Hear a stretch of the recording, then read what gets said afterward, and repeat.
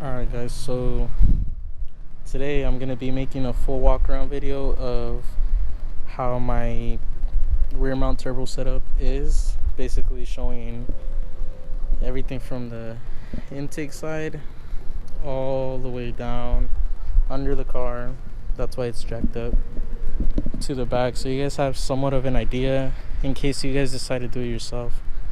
I'm also going to be putting some of the parts in the description so you guys can buy them yourself if you guys plan on doing this as well, because I know I get a lot of questions literally almost every day asking how is the turbo back there, why is the turbo back there, how much was your build, how much this, how much that.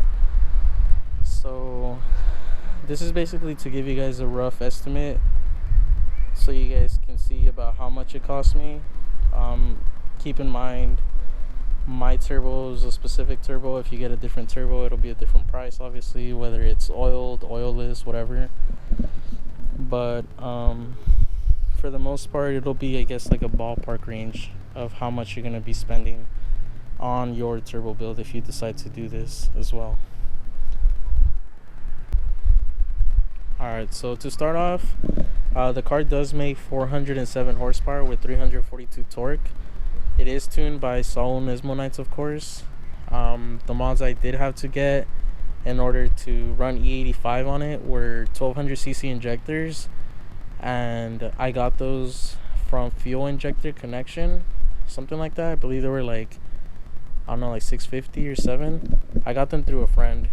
And then I did also keep my Walbro 255 fuel pump, so that one does support it, so I didn't have to buy a new one. It doesn't really have like a fuel system or anything crazy like that. I mean, it's only at 400.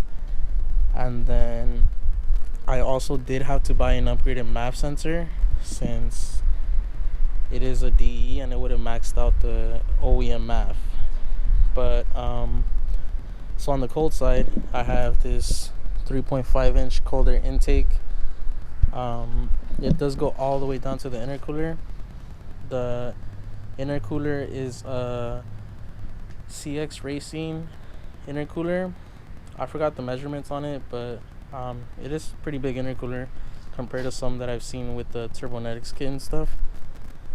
So basically this is how it starts.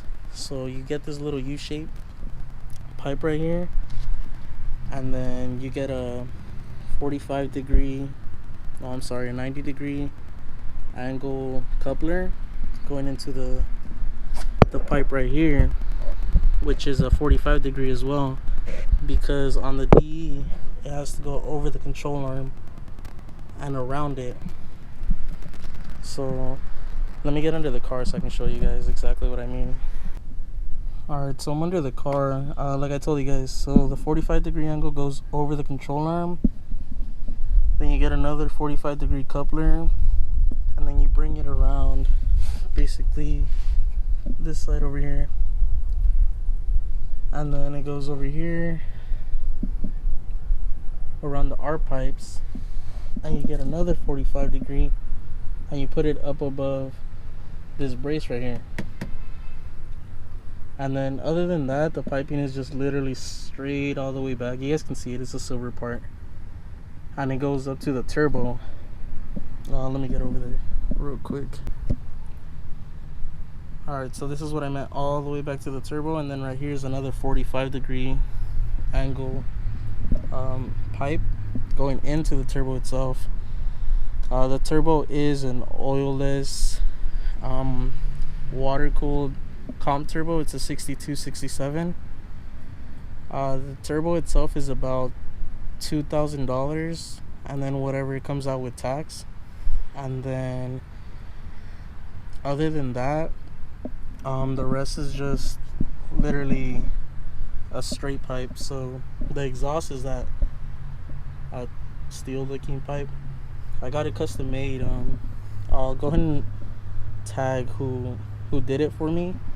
He basically got me everything I needed, which were the V-bands and all that other stuff, and he did all the welding as well. He did really good welding, actually. It's not all janky like some places do. But yeah, so I do have a little dump pipe for the wastegate and the exhaust itself coming straight out of the turbo.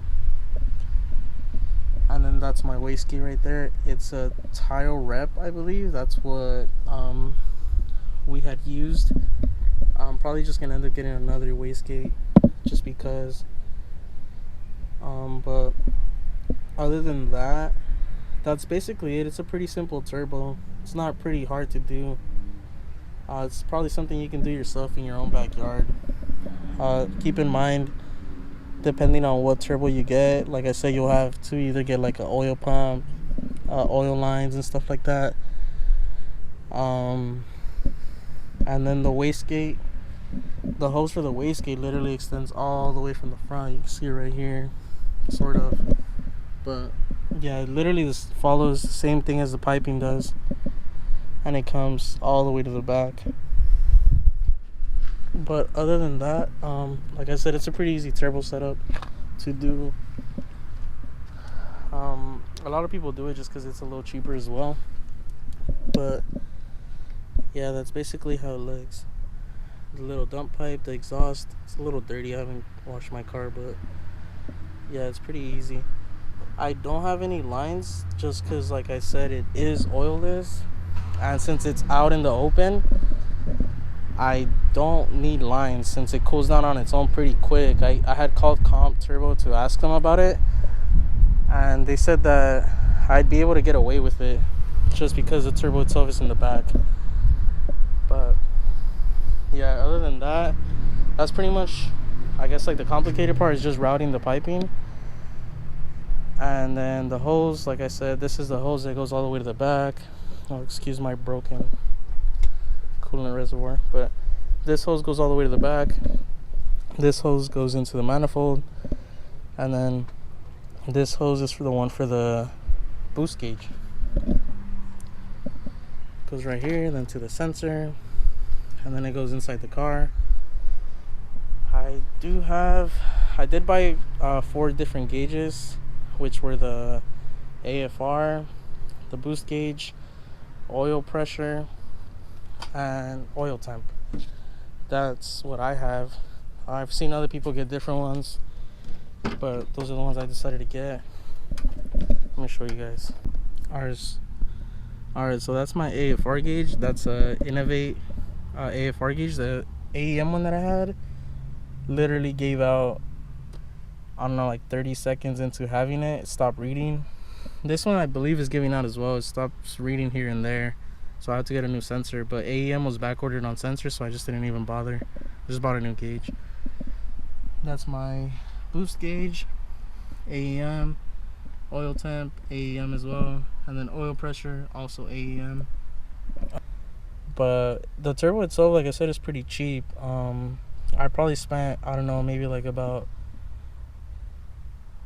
$4,500 or something like that. Like basically anywhere from 4 to 45, I believe. Alright, so yeah, like I said, it's gonna be about like 4,500. So basically, to break it down, intercooler cost me, I believe, $150 or something like that. And then the intercooler piping was $150 for each one that I bought. Well, like a universal setup. So that was $300 on that. So far that's $450. And then the AFR gauge from Innovate was $150. And then each other gauge from AEM was anywhere from $250 to $300. So about $1,000 on gauges. So that's already $1,450. And then the injectors, like I said, were about $650. So that's already $2,000. I already had the pump, so I'm not really counting that.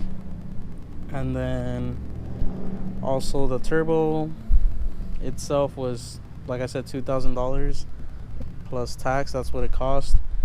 So that's about $4,000. And then obviously you need to have somebody fabricate you the exhaust and everything. So basically the exhaust is going to extend from the Y pipe back, so you don't have to get a full like exhaust or anything like that. It's literally from the Y pipe back, and that I believe was about, I don't know, like $600 maybe. So yeah, you're looking at about $4,500. It just depends, honestly.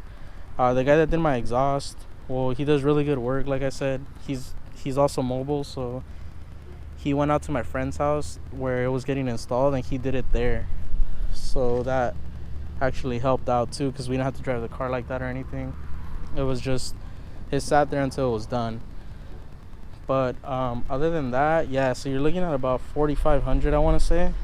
And like I said, it just depends on what turbo you go with, and if you go with the oiled one, it's probably gonna be a little cheaper. And then you'll just have to run oil lines, like I said, which is not bad. It's just, I like mine just because it's super clean. Literally looks like bolt-ons, no lines or nothing like that. But yeah, if you, let's say you copy exactly my setup, you're looking at about $4,500.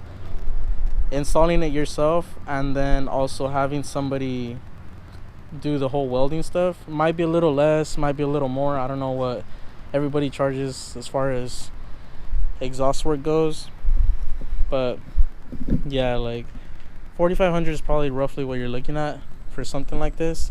It's cool, like you can see it from the back. I surprisingly haven't really been pulled over. Well, I haven't even been pulled over, to be honest with you. Like, it's been a while since I've been pulled over, and I was NA at that time, and I had a tollmate like every other Z does.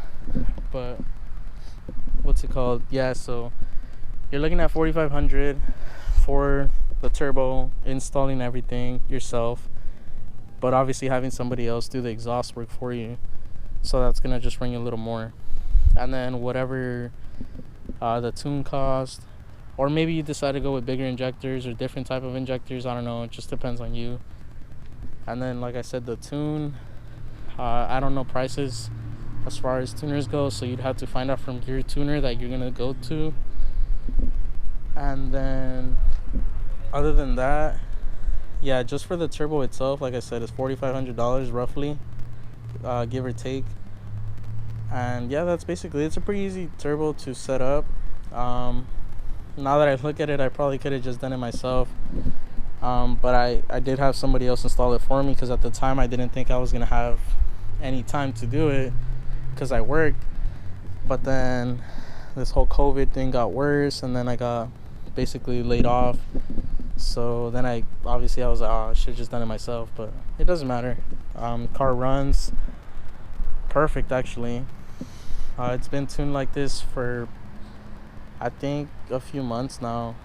I actually do have something else coming for the car, but that'll be for a different video. Other than that, yeah, like I said, pretty easy turbo kit to set up. Wiring on the gauges is not too bad, and I like how they sit basically like if they're OEM. A bunch of people ask me questions on how to do this. It literally is the same thing for DEs, HRs, VHRs. You just, obviously some piping might be a little different, but if you're gonna do it on 350Z DE, that's exactly how it's done, literally. If you're gonna do it on an HR, I know it's a little different, but I think it's a little easier from what I remember my friend telling me.